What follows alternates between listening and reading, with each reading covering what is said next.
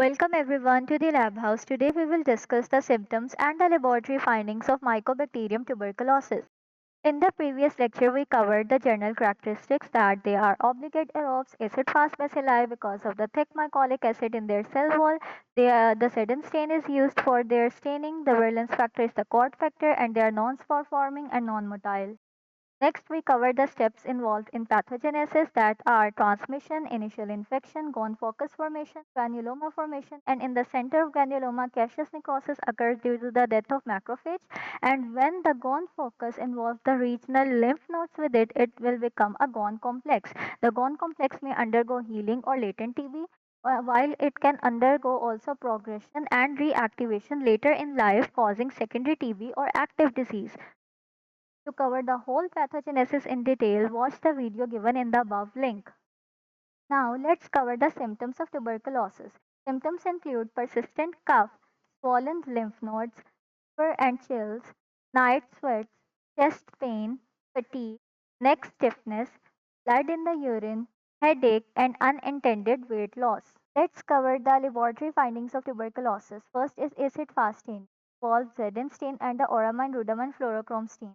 Zn stain has low sensitivity as compared to the Auramine stain because almost 50% of the smear negative Zn stain samples are cultured positive, and the Auramine-rhodamine fluorochrome stain case of rapid screening purposes, and auramine is a fluorescent dye that get bind to the bacteria and the bacteria will glow, which is detected by fluorescent microscopy.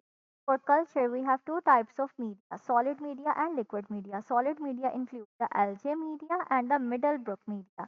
The growth is low, usually in 6 to 8 weeks.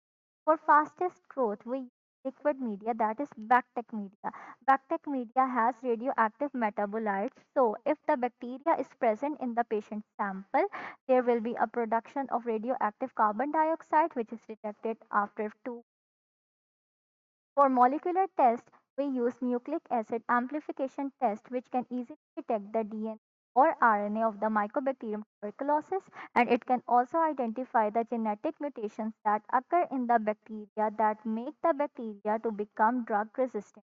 For example, the genetic mutation in catalase gene make the bacteria resistant to isoniazid drug, while the genetic mutation in the RNA polymerase gene make the bacteria to get resistant to rifampin drug.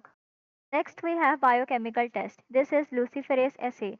Luciferase is an enzyme that produces light, and this light is directly proportional to the ATP production by the bacteria. This test is used for the detection of drug-resistant MTB. So, if the bacteria is resistant to the drug, it will not get killed by the drug, and it can produce the normal amount of ATP. So, the luciferase assay will produce normal amount of light, but if the MTB is sensitive to the drug, it can get killed by the drug and it cannot produce a normal amount of ATP. So less amount of ATP is produced and the luciferase assay will give less amount of light. The next is immunological test. This is a procedure that occur in both these tests that the macrophage engulfs the bacteria. The macrophage present the antigen on the MHC class to become the antigen presenting cell, and the macrophage will activate the T cell and the T cell will release the IFN gamma. Remember that this IFN gamma production is calculated in the interferon gamma release assay IGRA. It has two versions, quantiferon TB gold and the T spot TB.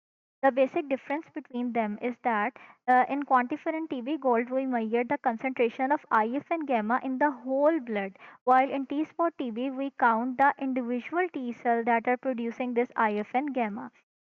In tuberculin skin test, which is also known as PPD or Mantoux test, it is a type of delayed hypersensitivity reaction type 4.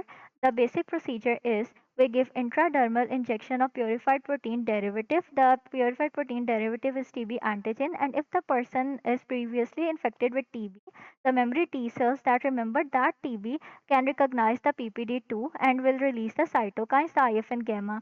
At that place, the recruitment of macrophage and other immune cells will take place, and in duration, this reaction will occur, and in duration and swelling will form at the place that can be measured after 48 to 72 hours. Also remember this point that in case of latent disease and active disease, you can get both IGRA and TST test positive. in latent and active disease. In latent disease, you cannot see the visible symptoms, while in active disease, you can see the visible symptoms.